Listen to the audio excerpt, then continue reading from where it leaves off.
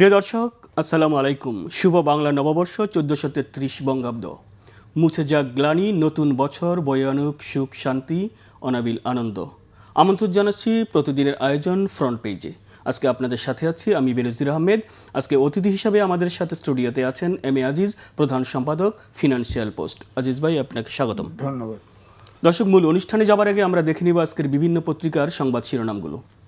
দৈনিক প্রথম আলো, নতুন দিনে নতুন আশা, বাংলার নববর্ষ 1433। উত্তরবঙ্গের কৃষিখাতকে উজ্জীবিত দেখতে চান প্রধানমন্ত্রী, ব্যবসায়ীদের সঙ্গে বৈঠক। দৈনিক আমার দেশ, ওই নতুনের কেতন ওড়ে, আজ পহেলা বৈশাখ, উৎসবের দিন। ইরানে নৌ অবরোধের হুমকি ট্রাম্পের, এবার দস্যুদের কাজ, বলল তেহরান। দৈনিক ইত্তেফাক, ইরানের সব বন্দর অবরোধ যুক্তরাষ্ট্রের, পাল্টা ব্যবস্থা নেওয়ার হুঁশিয়ারি ইরানের। বেড়েই চলেছে হামের প্রকোপ, আন্দোলন শুরু হয়ে গেছে, সফল করেই ঘরে ফিরব, শফিকুর রহমান। সমকাল, সুখ ও শান্তিতে বড় উঠুক সবার জীবন, সামাজিক জীবনে বৈশাখ আছে, রাষ্ট্রীয়ভাবে নেই। দৈনিক যুগান্তর, বৈশাখের বাণী, সমষ্টিগত প্রচেষ্টাই চাই। শেকরের টানে বৈশাখ, গ্রামে হালকাতা, শহরে পান্তা ইলিশে বর্ষবরণ। দৈনিক মানবজমিন, বৈশাখের পংক্তিমালা, ফুয়েল পাস অ্যাপে বিড়ম্বনা, রাজধানীর যত্রতত্র ব্যাটারি চালিত অটোরিকশার কারখানা, কৃষক কার্ড বিতরণ উদ্বোধন আজ। দৈনিক কালের কণ্ঠ, যুক্তরাষ্ট্রের নৌ অবরোধ, উপসাগরীয় বন্দরগুলোতে হামলার হুমকি ইরানের। শিশুদের টিকা আত্মসাৎ, অর্থ আত্মসাৎ, ডক্টর ইউনুস ও নূরজাহানের বিরুদ্ধে দুদকে অভিযোগ। দৈনিক কালবেলা, জিরো টলারেন্সেও থামছে না মব ভায়োলেন্স, পহেলা বৈশাখের সাত সকাল। দৈনিক ইনকিলাব, স্বাগত বঙ্গাব্দ 1433, ঐতিহ্যের পহেলা বৈশাখে ভিন্ন ধারা। ফের বসেছে অবৈধ দোকান, পথচারী বান্ধব ফুটপাত চায় সরকার। কৃষকের মুখে হাসি ফুটাতে চান তারেক রহমান, আজ টাঙ্গাইলে কৃষক কার্ডের উদ্বোধন। বাংলাদেশ প্রতিদিন, বেগম জিয়া ও তারেক রহমানকে গ্রেফতারে চাপ দেন দুই সম্পাদক, জিজ্ঞাসাবাদে মাসুদউদ্দিন চৌধুরী। মবমুক্ত পরিবেশে বৈশাখ আনন্দ। দৈনিক দেশ রূপান্তর, ইরানের ওপর নৌ অবরোধ কার্যকর, 25 বছরেও 2 মামলার চূড়ান্ত নিষ্পত্তি হল না। দৈনিক নয়া দিগন্ত, বিদ্যুতের দাম বাড়ছে, ভর্তুকির চাপ কমাতে মূল্য সমন্বয়ের উচ্চ পর্যায়ের মন্ত্রিসভা কমিটি গঠন। ব্যবসায়ীদের সাথে প্রধানমন্ত্রীর বৈঠক, কর ছাড়, অবকাঠামো উন্নয়ন ও জ্বালানি সহায়তার ইঙ্গিত। বণিক বার্তা, ইরানের সব বন্দরে যুক্তরাষ্ট্রের অবরোধ শুরু। ইলিশ উৎপাদন 2 বছরের ব্যবধানে কমেছে 12%। আবারও $100 ছাড়ালো জ্বালানি তেলের দাম। The daily star, NHRC ordinance, government rationale for repeal float, say immediate past commissioners, law minister refused the claim. Invest in agro in the north, Tarek urged business people. US blockade of Hormuz begins. The new age, staff shortage keep 50%, ICU waste idle. Critical patient waiting for service die. Trump bows to seeing ships trying to break blockade. The Daily Observer, power crisis cripples RMG output by 30%, raising export risks. Energy crisis deepens pressure on economy amid Middle East war. আমরা দেখছিলাম বিভিন্ন পত্রিকার সংবাদ শিরোনাম। বাংলার নববর্ষ অবশ্যই স্বাগত জানাচ্ছি আমরা। এর সাথে এই নববর্ষের সাথে আমরা দেখি যে রবনার বটমূলের বোমা হামলা 25 বছরেও কিন্তু এখনো হয়নি। হাইকোর্ট থেকে অ্যাপিলের যে অনুলিপি সেটা এখনো প্রকাশ হয়নি, আইনজীবীরা অপেক্ষায় আছেন। এবং এই পহেলা বৈশাখ এলে আমরা যেই পান্তা ইলিশের যে আমাদের একটা ঐতিহ্য, কিন্তু এই ইলিশ যখন স্বপ্নের বিলাসিতা, আমরা কিন্তু ইলিশ খেতে পারছি না, বিশেষ করে নিম্ন মধ্যবিত্ত আপনার বিয়ন্ড দ্য আমাদের ক্যাপাসিটি। তাই সব মিলিয়ে কীভাবে পড়ছে? ধন্যবাদ আপনাকে। 15 বছরে 2টা হত্যাকাণ্ড ঘটেছে, একটা ছায়ানট আর একটা হচ্ছে সাগররুনি, আমাদের সাংবাদিক। আপনি দেখেন সাগররুনি যখন হত্যাকাণ্ড ঘটলো তখন সাহারা খাতুন কিন্তু স্বরাষ্ট্রমন্ত্রী ছিল। তিনি বলেছিলেন না 24 ঘন্টার ভিতরে গ্রেপ্তার করা হবে, এরপরে নাই। অর্থাৎ এই সাগররুনি হত্যা নিশ্চয়ই কোনো অন্তর্নিহিত কোনো ঘটনা আছে, বড় শক্তি এর ভিতরে ইনভলভ। ছায়ানটের যে বোমা হামলা, এটাও কিন্তু তাই। নাইলে 25 বছরে কেন উদ্ধার হয় না? আমাদের বর্তমান স্বরাষ্ট্রমন্ত্রী নির্বাচিত, উনি তো সংসদে এটা নিয়ে ব্যস্ত, উনি এই মামলাগুলো দেখবে না? এটার তো সুরাহা করবে, তামাদি করে দেন যে এটাতে আর তদন্ত কোনো নাই। প্রায় 150 বার সাগররুনির ডেট পড়েছে, 25 বছর ছায়ানটে বোম মারে মানুষ মারে ফেলছে, তার কোনো ইয়ে নাই, এ পর্যন্ত কোনো রায় ইয়ে নাই, খালি দিন ডেট পড়ে, এটা তো হয় না। এখন যদি ফেসিবাদের সময় যা ঘটেছে এখনো যদি সেরকমই ঘটে, তাতে তো মানুষের মনে প্রশ্ন উঠবে। আপনার স্বরাষ্ট্রমন্ত্রী ওখানে তো একজন প্রতিমন্ত্রীও নাই, তিনি তো সংসদে শুধু আইনি ব্যাখ্যা ভালোই দিচ্ছেন, যোগ্য, তাতে কোনো সন্দেহ নেই, কিন্তু তার অর্থমন্ত্রী তাহলে বানালেন কেন, আইনমন্ত্রী বানালেন কেন? হ্যাঁ, একটা প্রশ্ন। যাদের কাজ তাদের তো করা উচিত, তাদেরও তো এক্সপার্টাইজ ডেভেলপ করা উচিত। স্বরাষ্ট্রমন্ত্রীর অধীনে অনেক ডিপার্টমেন্ট, বিশেষ করে আমি বলবো যে এই মামলা টামলা, আইন শৃঙ্খলা দেখা, এগুলি তো ব্যাপার। এখন তো এগুলোর ব্যাপারে কোনো, আমার তো মনে হয় যে এগুলা উদাসীন। তো আমি এই জন্য বলবো ছায়ানটের এটা তো বড় ধরনের ঘটনা ছিল। সাগররুনি আমরা কত আন্দোলন করেছি, কত কিছু করেছি, আমরা ভাবছি যে এই তো আমরা বোধহয় হত্যাকারীকে ধরে ফেললাম, বলেছে তো অনেক সময় সরকারের পক্ষ থেকে বলা হয়েছে, কিন্তু এই দুটোর গতি হয় নাই। তা আমার বক্তব্য হচ্ছে একটা পর্যায়ে তো এটা নিষ্পত্তি করতে হবে। ডরমেন্ট আছে না, আপনি মামলা না চালে যদি দোষী ফাইন্ডিংস না পান, আপনি তো ডরমেন্ট করে দেন, তবু তো এটার একটা ইতি টানাও নাই। এখন আমার কাছে এটাই মনে হয়েছে যে আসলে এখানে যে সরকারি আছে, আমার মনে হয় সরকার এখানে হাত দিতে পারে না, এখানে অন্য শক্তি ইনভলভ আছে। দুটো হত্যাকাণ্ডে অন্য শক্তি, এমন শক্তি হাত আছে যা এই সরকার নাড়তে চায় না, এটাই আমার ধারণা। একটা বিষয় হচ্ছে আপনার রাজনীতি, আমরা দেখেছি জুলাই সনদ এবং গণভোটের রায় নিয়ে কিন্তু রাজনৈতিক আবার উত্তপ্ত হচ্ছে। সংসদে মুখোমুখি সরকার বিরোধী দল, রাজপথ কর্মসূচি দিচ্ছে। গতকাল জামায়াতের আমির বলেছেন সরকার জুলাই বিপক্ষে অবস্থান নিয়ে পার পাবে না, প্রয়োজনে আবার জীবন দেব। তিনি বলেছেন সফলতা আসবে, দেশে আন্দোলন শুরু হয়ে গেছে, সংসদে ফেসিবাদের কালো ছায়া থাওয়া। অপরদিকে সরকারের পক্ষ তো আমরা দেখেছি সংসদে নিয়ে ব্যাপক আলোচনা হচ্ছে। তাহলে কি আসলে কেন? দেখেন, গণতান্ত্রিক দেশে বিরোধী দল এবং সরকারি দল ডান হাত আর বাঁ হাত, দুই দলেরই দায়িত্ব আছে। এখন বলেন, সংসদীয় যে কমিটি করা হয়েছে, সেই কমিটিকে বিরোধী দলের প্রধান অর্থাৎ জামাতের প্রধান তিনি কিন্তু বলেছিল যে আমাদের কমিটি করেন, তবে আমাদের অর্ধেক রাখেন। আপনি বলেন এটা কি ন্যায্য দাবি? 2/3 মেজরিটি হলো বিএনপির, জামাত, তাহলে বাকিরা, বিএনপি যদি 2 ভাগ পায়, বাকিরা 1 ভাগ পাবে। তারপরেও 12 জনের কমিটি হয়েছে, তার ভিতরে 7 জন আছে বিএনপি, 5 জন আছে জামাত। তো সেখানে তো সবগুলো অধ্যাদেশ আলোচনা হয়ে আসে, যে অধ্যাদেশগুলো ডরমেন্ট হয়ে গেছে, অর্থাৎ টাইম বার হয়ে গেছে, সবগুলোই তো ওইটাতে আলোচনা হয়েছে। কিন্তু কেউ তো সংসদে এসে ওইটা বলে না, কেন এটা সংশোধিত হলো, কি সংশোধন হলো, আগে ছিল কি? এটা কি আপনি বিরোধী দল থেকে শুনছেন? এ পর্যন্ত সরকারি দল থেকে শুনছেন? শোনেন নাই। এই কয়েকদিন আগে, 2 দিন আগে আপনার স্বরাষ্ট্রমন্ত্রী, আইনমন্ত্রী এবং চিফ হুইপ প্রেস কনফারেন্স করলো, সেখানেও কিন্তু বলা হয়েছে যে আইনগুলি আপনার কোনো আইন বাতিল করা হয় নাই, যেগুলো 1 মাসের ভিতরে প্রজ্ঞাপন যদি সংসদে উপস্থাপন করা না হয় তাহলে এটা টাইম বাড়বে। তারা বলছে যে না, কোনোটা বাতিল হয় নাই, কোনোটা হয় নাই, এটা আরও আমরা শক্তিশালী করে পরবর্তী পার্লামেন্ট হবে। তো পরবর্তী পার্লামেন্ট 1 মাস পর হবে। তো এখন এই সরকারের বয়স তো ধরেন বেশি হয় নাই, 2 মাস হলো, তো এটাও তো সময় লাগবে। আর আপনি খেয়াল করে দেখেন 133টা অধ্যাদেশ আপনি যদি ভাগ করেন, দিনে কিন্তু 3-4টা অধ্যাদেশ হয়, খেয়াল করেন হিসাব করে। তো এরা সুপারসনিক গতিতে অধ্যাদেশ বানাইছে না। এই অধ্যাদেশগুলো তো অবশ্যই ভালো করে পর্যবেক্ষণ দেখতে হবে, শুনতে হবে। কারণ 1 মাসে 133টা অধ্যাদেশ কীভাবে যা দিছে কি হুবহু পাশ করবে? যা দিছে হুবহু তা তো হয় না, এটা তো আইন হবে।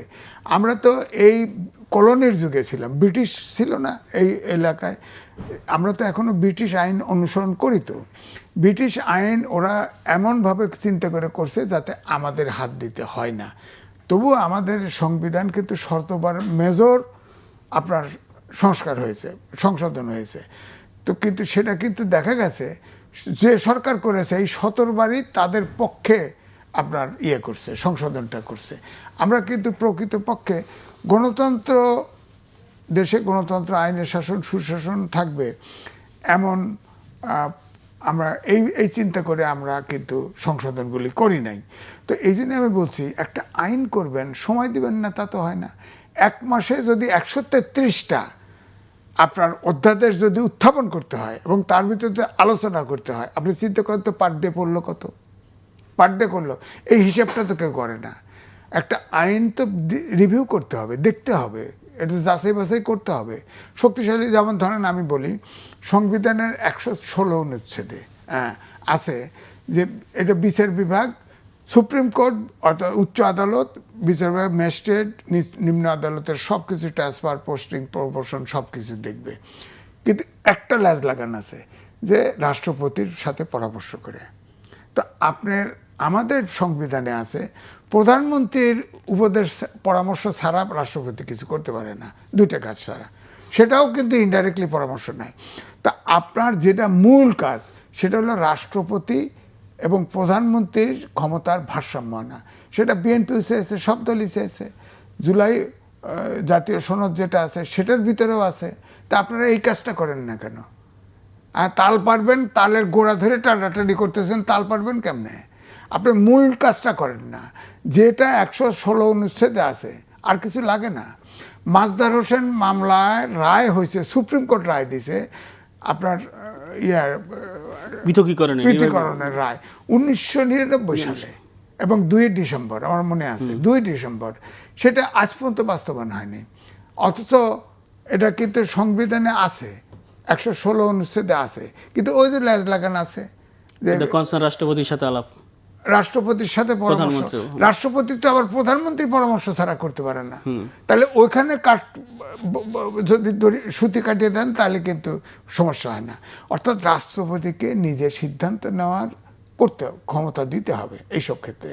অর্থাৎ রাষ্ট্রীয় প্রতিষ্ঠানগুলো কিভাবে চলবে না চলবে একটা জায়গায় ক্ষমতার ভারসাম্য আনতে হবে। আমাদের ওই যে শাহাবুদ্দিন সাহেব যখন ভারপ্রাপ্ত রাষ্ট্রপতি ছিলেন তখন কিন্তু বলছে রাষ্ট্রপতির মাজার জিয়ারত করা ছাড়া কিছু কোনো কাজ নেই। হ্যাঁ, কারণ এটা উনি বলছেন এই কারণেই যে প্রধান বিচারপতি এবং সরকার প্রধান তিনি নিয়োগ করেন রাষ্ট্রপতি, কিন্তু এটাও কিন্তু ও যে মেজরিটি পায় তা সে সরকার প্রধান হয়।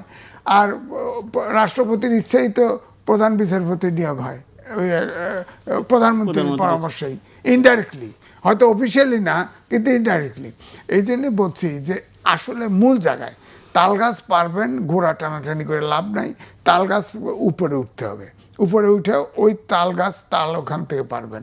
তো আপনি যতক্ষণ পর্যন্ত, আরও জানি ধরেন গুম কমিশন, তারপরে জুলাই স্মৃতি একটা প্রতিষ্ঠান করছে সেটা, এবার তারপরে এইটা গুম কমিশন, মানবাধিকার কমিশন, সব জায়গায় সমস্যা একটা। আমার চোখে, আমি কিন্তু আইনজীবী না, আমার চোখে সমস্যা একটা। ধরেন আপনি ভারতে আছে যে আগে ছিল ইলেকশন কমিশন যে করে সেটা হলো প্রধানমন্ত্রী, রাষ্ট্রপতি এবং প্রধান বিচারপতি মিলে করতো। এখন এই সর্বশেষ করছে কি বিজেপির থেকে আরেকজন প্রতিনিধি দিয়েছে, 4 জন। কিন্তু তাদের তো এই কালচারটা আছে, তাদের তো এটা নিরপেক্ষ রাষ্ট্রীয় প্রতিষ্ঠান করতে তো তাদের সমস্যা হচ্ছে না। ইলেকশন কমিশন তো হচ্ছে, তারা আন্ডারস্ট্যান্ডিং করতে পারতেছে, আমরা পারছি না। আমরা পলিটিক্যাল লাইন ছাড়া চিন্তা করতে পারি না। এই জন্য আমার বক্তব্য হচ্ছে ধরেন এবারেও ধরেন রাষ্ট্রপতি, প্রধানমন্ত্রী এবং প্রধান বিচারপতি দিয়ে কমিটি করলেন, এটি তো সর্বোচ্চ কমিটি। কিন্তু প্রশ্ন হলো যে প্রধানমন্ত্রীর উপদেশ ছাড়া তো রাষ্ট্রপতি কিছু করতে পারবে না, সে যা চাইবে তাহলে তো 3-2-1 হয়ে গেল, তাহলে তো নিরপেক্ষ হবে না। সুতরাং মূল জায়গাটা সমাধান করতে হবে। রাষ্ট্রপতি এবং প্রধানমন্ত্রীর ভারসাম্য যদি আনে দেন তাহলে কিন্তু এই 3 জনের সব কিছু রাষ্ট্রীয় প্রতিষ্ঠানগুলি, ধরেন এই যে বলা হয়েছে জুলাই স্মৃতি জাদুঘর যেটা হচ্ছে, সেখানে সমস্যা কিছু নেই, সমস্যা একটাই, প্রধান যিনি হবেন, চেয়ারম্যান বা যিনি, তাকে কেউ সরাতে পারবে না। তার মানে সে মৃত্যুবরণ করবে। এই লোক অযোগ্য হলেও থাকতে হবে, কোনো ব্যাড চয়েসও তো হয়ে যেতে পারে। ধরেন আপনাকে আমাকে বানায় দিল, আমাদের তো আইনগত বাধা নাই, আমাকে বানাই দিল, আমি সেটা চালাতে পারতেছি না, তো আমাকে সরাতে পারবে না, কাউকে সরাতে হবে। আমার কথা হলো আমার বাড়ি পাবনা, উত্তরবঙ্গ স্বাধীন করে দিলেন, স্বাধীন করে দিয়ে আমাকে প্রধানমন্ত্রী বানায় দিলেন, উত্তরবঙ্গ মুখ্যমন্ত্রী বা প্রধানমন্ত্রী বানায় দিলেন। এটা কি আপনি বাংলাদেশের সাথে তখন থাকবে? আপনি কোনো না কোনোভাবে তো রাখতে হবে। যেমন ভারতের প্রদেশগুলো আছে, প্রদেশগুলো তো পুরোপুরি স্বাধীন না, প্রদেশগুলো তো ফেডারেল গভর্নমেন্টের কাছে দায়বদ্ধ আছে, তাই না? আপনাকে ওইভাবেই রাষ্ট্রীয় প্রতিষ্ঠানগুলো যেগুলো বললাম, গুম কমিশন, তথ্য কমিশন, মানবাধিকার কমিশন, তারপর বিচার বিভাগ, এগুলো তো রাষ্ট্রীয় প্রতিষ্ঠান। এগুলোকে যদি স্বাধীনভাবে কাজ করতে না দেন তাহলে তো গণতন্ত্র প্রতিষ্ঠা হবে না। কিন্তু এটার স্বাধীনভাবে কাজ করতে দিবেন, স্বাধীনভাবে তো কমিশনটা গঠন করতে হবে, সেটা তো আপনি পারছেন না, তো মূল জায়গায় তো আপনি হাত দিচ্ছেন না। এইটাই আর কি। তো সুতরাং আমি মনে করি যে অভ্যুত্থানের শক্তি সংসদে আছে, ফ্যাসিবাদ তো নাই, অভ্যুত্থানের শক্তি আছে। আপনারা আলাপ আলোচনা করে করেন না। যেমন সংবিধানে আছে, এই সংবিধানে আছে, সংবিধানে বিএনপি একটা ওত নিছে, জামাত 11 দল 2টা ওত নিছে।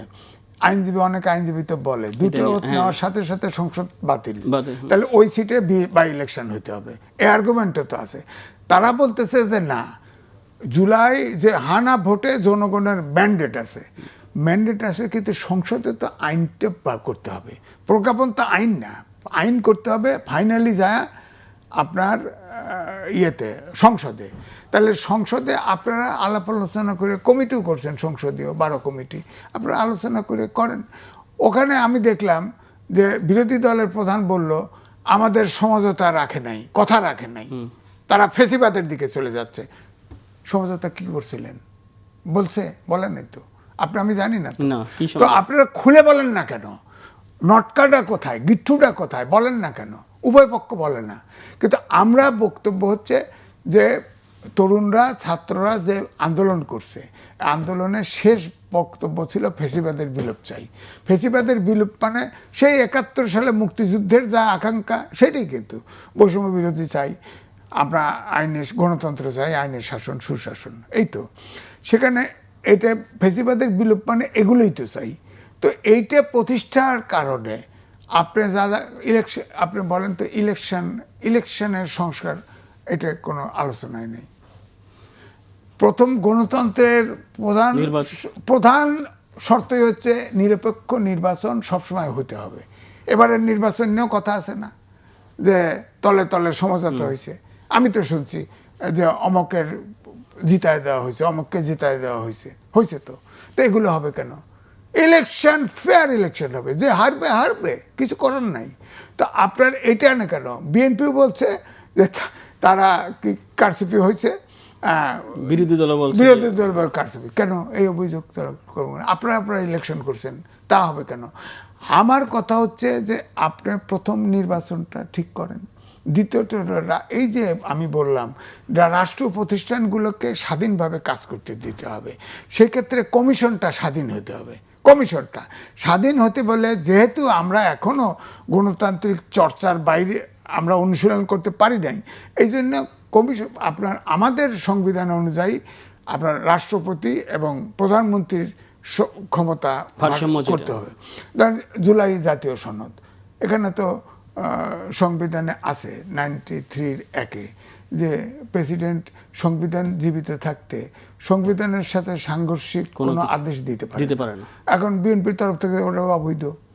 তারপরে বলতেছে সংবিধান সংস্কার পরিষদ 180 দিন 2 জন মিলে কাজ করবে, কাজ করার পরে অটোমেটিক জুলাই সনদ পাস হয়ে যাবে, যা আছে। হ্যাঁ, এটা জাতীয় সনদ বলেন তো। এখন সংবিধান সংস্কার পরিষদ নাই, আপনার সংবিধানে নাই, তো আবার বলতেছে, আবার পেছ লাগায় কত। দেখেন, সংস্কার নাই, আবার বলে সংশোধন। সংবিধানে সংশোধন লেখা আছে, এটা সত্য। সংস্কার এবং সংশোধন প্রতিশব্দ প্রায় অর্থ একই, এটি নিয়ে টানাটানি করেন কে? সংশোধন করলে সমস্যা কি? সংশোধনের অর্থ যা, সংস্কারও প্রায় কাছাকাছি, সামান্য। তো আপনি এটার ব্যাখ্যা দেয় না, সংস্কার হলে ভেঙে চুরে এটাকে ঠিক করতে হয়, হ্যাঁ, আর সংশোধন হলে কারেকশন করতে হয়। আরে ভাই একই তো, পরিমার্জন পরিশোধন এগুলো একই তো। তা আপনি এটা তো আপনার যদি নিজেদের ভিতরে মন কল্প পরিষ্কার থাকে তাহলে তো এগুলো সমস্যা না। আমার বক্তব্য হচ্ছে অভ্যুত্থানের শক্তি আপনারা আন্ডারস্ট্যান্ডিংয়ে আলোচনা করে আপনারা গণতন্ত্র যাতে ব্যাঘাত না ঘটে, আইনের শাসন সুশাসন করতে হলে রাষ্ট্রীয় প্রতিষ্ঠানগুলোকে স্বাধীনভাবে কাজ করার সুযোগ দিতে হবে। এটা তো বিএনপিও বলছে, তারা 31 দফায় বলছে না যে রাষ্ট্রপতি এবং প্রধানমন্ত্রীর ভারসাম্য 11 দল তাই চায়। এটা আগে করেন না, এটা আগে করেন, এটা করে না, বলেন তো দেখি। এখন কালে ওইটা নিয়ে টানাটানি করে। আপনি বলেন, এই জন্য আমি বলছি যে আপনার এই যে ধরেন ওয়াকআউট করছে বিরোধীরা, ওইকে বলছে যে আমরা সমঝোতার ওটা রাখেন নাই, কথা রাখেন নাই, সুতরাং আমরা ওয়াকআউট করলাম। হ্যাঁ, সমঝোতা তো জানি না, ওয়াকআউট করলেন, ওয়াকআউট করে তো আন্দোলন করবেন, আন্দোলন শান্তিপূর্ণ আন্দোলন করেন, ওয়াকআউট করার সুযোগ আছে, শান্তিপূর্ণ আন্দোলনও রাস্তায় করতে পারবেন, কোনো সমস্যা নেই। কিন্তু আইন শৃঙ্খলা বাহিনী পরিস্থিতির যদি অবনতি ঘটে, তো গরম পানি আছে না, জলকামান আছে না, আপনার সাউন্ড গ্রেনেড আছে না, ওইগুলো যদি হয়, দেশ যদি আগের জায়গায় নিয়ে যান, তাহলে পরিস্থিতি কি হবে? আপনারা অভ্যুত্থানের শক্তিরা আগে আক্রান্ত হবেন। হ্যাঁ, ধরেন একটা অধ্যাদেশে আওয়ামী লীগকে নিষিদ্ধ রেখে অধ্যাদেশ পাশ করলো, সন্ত্রাস বিরোধী অধ্যাদেশ পাশ করলো। আপনি বলেন তো দেখি, এটা পয়েন্ট ওপেন এন্ডেড আইন হলো না? অর্থাৎ ধরেন আওয়ামী লীগ না করলেন, এখন যত দল আছে, একদিন ধরেন 100 বছর পরে আওয়ামী লীগ ক্ষমতা আসলো, সে হিসেবে বিএনপিকে নিষিদ্ধ করতে পারে, জামাতকে নিষিদ্ধ করতে পারে। অর্থাৎ সব দলই এই প্যান্ডোরা বক্সের ভিতরে পড়লো। যেমন 1974 সালের স্পেশাল পাওয়ার অ্যাক্ট, আজ পর্যন্ত এটা মধু, কেউ বাদ করে নাই। 15ই আগস্টের পরে আমিও জেলখানায় গেছি, 80% ওটা ডিটেনশন বলতো তখন ইংরেজিতে। অর্থাৎ 100 স্পেশাল পাওয়ার অ্যাক্টে যাকে গ্রেপ্তার করা হতো, কোর্টও সেটা হিয়ারিং দিতে পারতো না, যতদিন খুশি জেলখানায় রাখতো। 80% লোক কিন্তু স্পেশাল পাওয়ার অ্যাক্টে গ্রেপ্তার হয়েছে মোস্তাকের সময়, জেল ভরে গেছে। তো আপনি যে এই যে আইনটা করে গেলেন, আইনটা করতেন, এখন ধরেন এটার ভিতরে দেখা গেল যে জামাতেরও মনোসমর্থন আছে, উঠে গেল না, বিএনপি তো আছেই মেজরিটি, খালি এনসিপি আবার বাইরে গেছে। খেয়াল করে দেখেন, এখন ধরেন এই আইনটা যে থাকলো, জামাত ইসলাম যে এটাকে মনোসমর্থন দেয়, জামাত তো চায় নিষিদ্ধ হোক, এটা মুখে যাই বলুক না কেন, আওয়ামী লীগ নিষিদ্ধ হোক চায়। এখন আপনি যখন রাস্তা বাড়াবেন, যদি নিষিদ্ধ করে দেয় বিএনপি, কি করবেন? এই আইনটা তো সবার জন্য খর্গ, এটা একটা কালো আইন। আমি বলবো এটা কালো আইন, সবার জন্য খর্গ। আজকে আওয়ামী লীগকে কার্যক্রম নিষিদ্ধ করছে, তাদের নেতা সমর্থক সবাইকে আইনের কার নেওয়া যাবে। তো এটা তো আপনার সবসময় নিষিদ্ধ করে তো ফল আসে না। জামাতকে নিষিদ্ধ করছে না, হ্যাঁ, বিএনপি নিষিদ্ধ ছিল তো, কাজ হয় না। আরও জামাত তো ফুলে ফেপে বড় হয়ে গেছে। সুতরাং আমার কথা হচ্ছে, গণতান্ত্রিক সমাজে একটা দলকে আর একটা দল নিষিদ্ধ চাইতে পারে না। আমি আগের গোড়াই বলছি, এটা রাজনীতি দিয়ে মোকাবেলা করতে হবে। আপনি নেপালের মতো করলেন না কেন? নেপালের ইতিহাস তো জানেন, নেপালেরা তরুণরা তো রাজনীতি করেন নাই, তরুণরা শিক্ষাপতি আন্দোলনে সরকার পতন করছে, তারা শিক্ষা প্রতিষ্ঠানে ফেরত দিয়েছে। কার কি? যিনি প্রধান বিচারপতি ছিলেন তিনি এসে প্রধানমন্ত্রী হয়েছেন, তিনি প্রথম শব্দ উচ্চারণ করছে, আমরা বাংলাদেশ হব না, তোমরা শিক্ষা প্রতিষ্ঠানে ফেরত যাও। গেছে।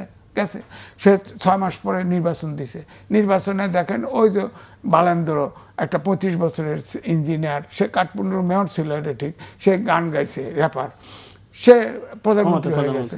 আর সেই ওই যে আগের যে সরকার প্রধান, তাদেরকে মামলা দিয়ে দিছে, জেলখানায় ঢুকাই দিছে, এখন বিচার করতেছে।